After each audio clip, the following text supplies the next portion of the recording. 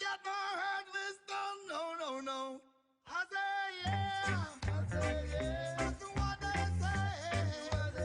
Don't you hear me say yeah, that's what they say. When I was a youngster, it started out with the Skinheads, and then sort of towards the early 80's it became casuals. Most of us became casuals, so we grew our hair out a bit longer and started wearing designer clothing.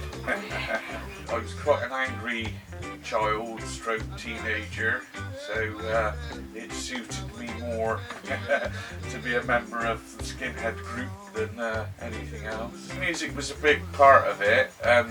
We used to listen to all sorts of stuff, really. Oi music was the sort of mainstay of it, but there was also the two-tone record label and the whole two-tone movement.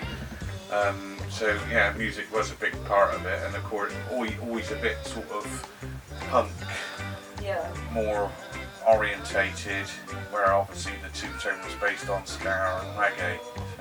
Yeah, it was a big influence, I would say. But we used to listen to stuff from the 60s, like you know, we'd raid our parents' record covers and see what they had, and listen to the Kinks and stuff like that.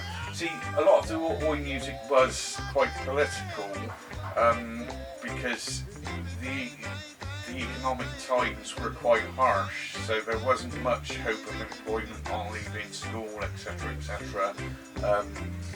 Very few kids went to university from my background, and were unlikely to, sort of thing. So yeah, the political side was the music reflected a lot of desperation, if you like, and aggression and anger towards society. I don't know if you've ever seen the film This Is England.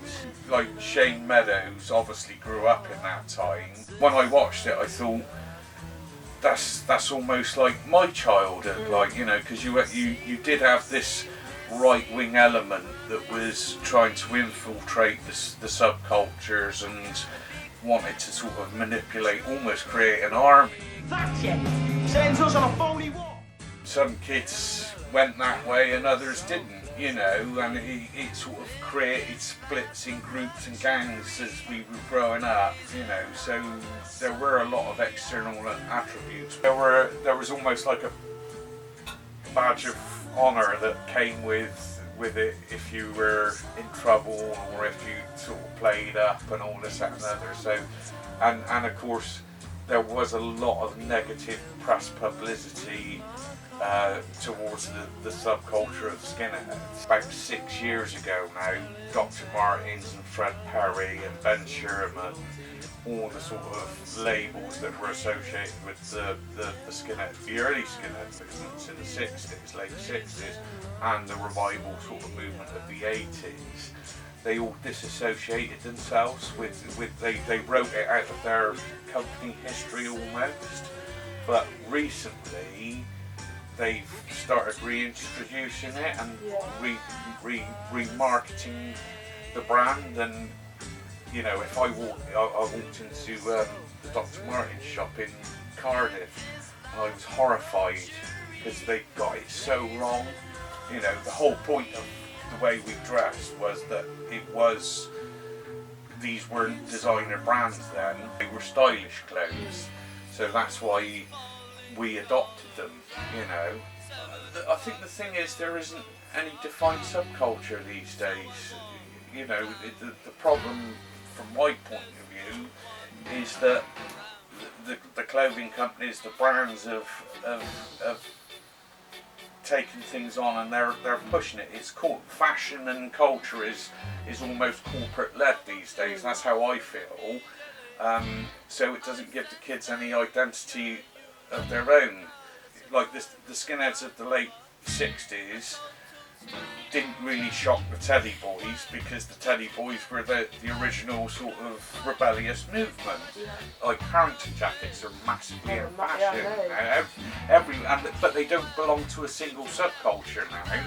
You know, whereas before that item of clothing was almost a definition sort of thing. It belonged to the skinheads and the rude boys and the mods, but that was about it. You know, no one else wore them.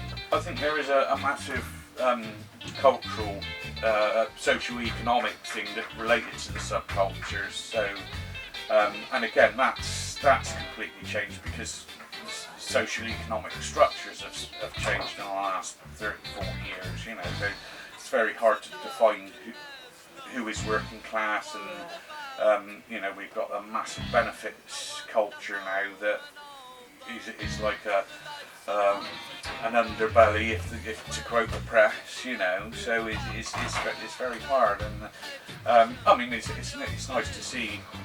I think the film This Is England sort of gave a little revival, and it's nice to see 16-year-old kids dressed up as skinheads again, but they still haven't quite got it right, if you know what I mean. But then the 60s skinheads probably said that about the 80s skinheads, you know, so, but if the spirit's there, not the right-wing spirit, by the way, but if the spirit's there, then yeah, why not?